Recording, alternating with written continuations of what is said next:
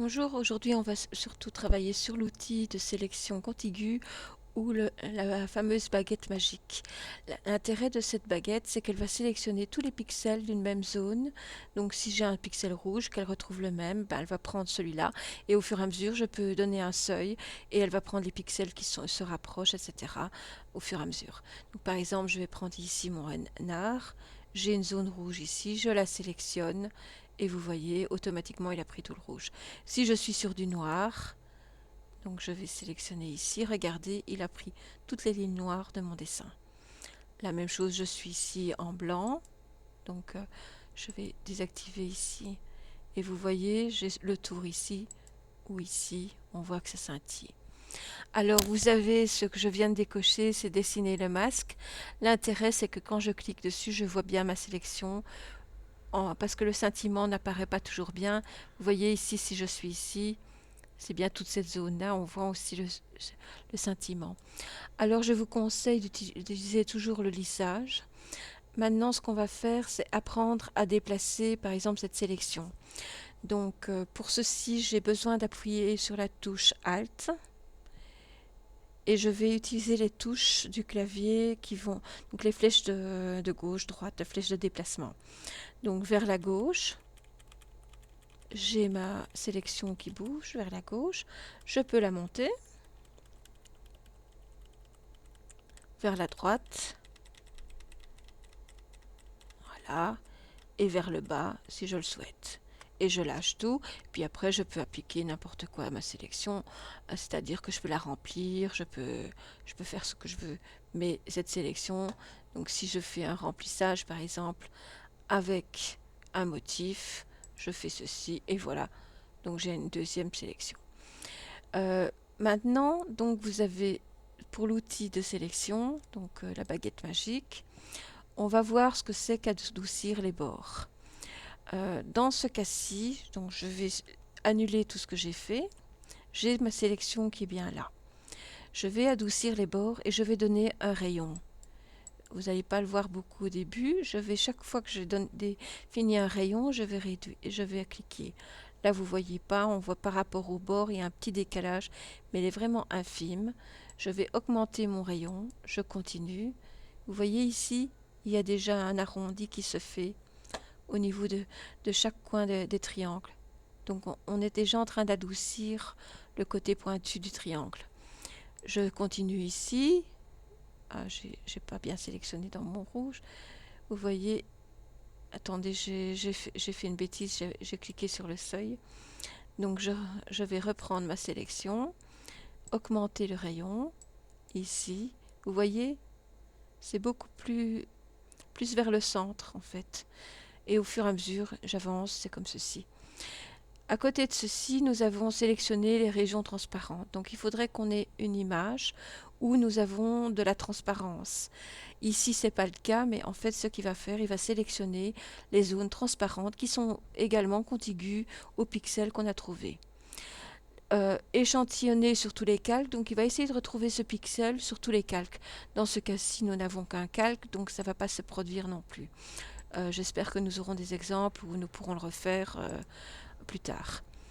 Les voisins diagonaux, bah, c'est tous les... Voilà, si je clique, il va normalement reprendre, et c'est avec le seuil qu'on va agrandir la sélection. Donc je vais augmenter mon seuil. Vous voyez, il a pris ceci, mais il a pris aussi le noir qui était dans les lignes. Alors le fait que ça soit mauve, c'est comme tout à l'heure. Je... En fait, ici, si je clique, on ne voit pas le scintillement. Le mauve, dessiner le masque, permet de voir toute la sélection. Donc je sais que si maintenant je sélectionne, j'aurai cette sélection, mais j'aurai aussi ceci ici. Alors faites bien attention, je suis en train de vous montrer ici, mais regardez, quand je suis avec la baguette magique, que je la déplace avec un glisser-tiré comme ça, eh ben, j'augmente le seuil. Donc faites bien attention à ça. Je vais vous montrer par exemple ici, je vais prendre, donc j'ai cette sélection qui est déjà définie, je vais prendre la queue, donc ici, donc je vais d'abord peut-être éviter d'adoucir, je vais pas mettre de seuil, et on va pas prendre. Donc je vais ici, si je tire, Naturellement, à mon avis, il y a encore quelque chose qui traîne. Vous voyez, je prends ici la tête. Il prend bien au contigu. Et voilà, j'ai toute cette zone-là. Donc je suis ici, vous voyez, je vais tirer. Et ben, il augmente mon seuil en fait. Vous voyez?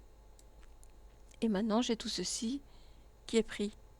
Si j'avais continué à augmenter, il m'aurait pris le noir et puis tout ce qui suit, jusqu'au point d'en arriver à avoir tout le dessin. Je vais vous le montrer ici, par exemple. Je prends ici, regardez, au fur et à mesure. Donc j'ai le ciel, donc je vais recommencer. Ici, j'ai des bleus très sombres, ou ici. Je vais commencer ici. Je descends, j'ai des bleus beaucoup plus clairs, qui sont contigus à mon bleu. Hop, il va s'arrêter jusqu'au moment où il trouve les nuages qui sont blancs. Tant que je descends, ça va. Et puis maintenant, j'arrive vers d'un gris. Ben, il va aller rechercher le gris, le blanc. Vous voyez, il prend même de la mer. Donc, je pourrais m'arrêter ici. Et vous voyez, j'ai bien mon ciel ici qui est tout sélectionné. Et là, je pourrais par exemple me dire que je veux l'utiliser en dégradé. Donc, je vais choisir une couleur ici, un peu rougeâtre comme ça. Et voilà, je vais peut-être choisir et celle de arrière-plan. On va faire un petit clair comme ça. Je vais valider. Je prends mon dégradé. Je vais du plus foncé. Alors là, il va vers la transparence. Donc je vais choisir un autre dégradé. Oups. Je vais reprendre ici. Donc, allez. J'ai été un peu trop loin. Je vais devoir... Il ne le prend pas. C'est pas grave. Je vais faire fenêtre ancrable. Option de l'outil où je vais réapparaître. Donc je vais essayer de changer ceci. Mais il ne prend que celui-ci. À mon avis, il y a une transparence. Si je fais ceci, vous voyez, je définis mon... Eh ben, j'ai mon ciel, parce que je suis partie de là, donc le bleu, il est resté. Si je le refais, donc je vais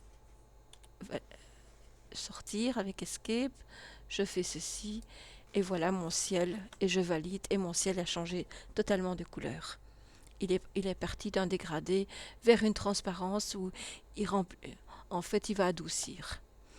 J'ai donc ici, je pense qu'au niveau de la baguette magique, je vous ai montré tout ce qu'il y avait. On peut aussi sélectionner par couleur. Vous voyez ici, il a pris par vert. Mais si je fais par exemple par alpha, ça va être toute la transparence. Eh ben, il a sélectionné en fait tout le calque parce qu'il y a une certaine transparence. Donc alpha, c'est toujours la transparence. Composite, je pense que c'est général. Donc vous voyez, je retire et il va le reprendre.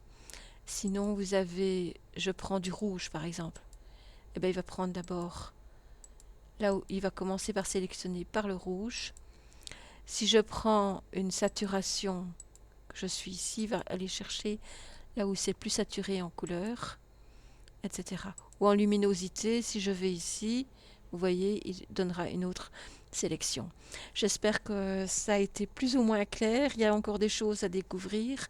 Je vous remercie de votre attention et on va l'utiliser pour l'exercice justement de remplissage ici avec l'outil dégradé. Je vous remercie de votre attention et à bientôt.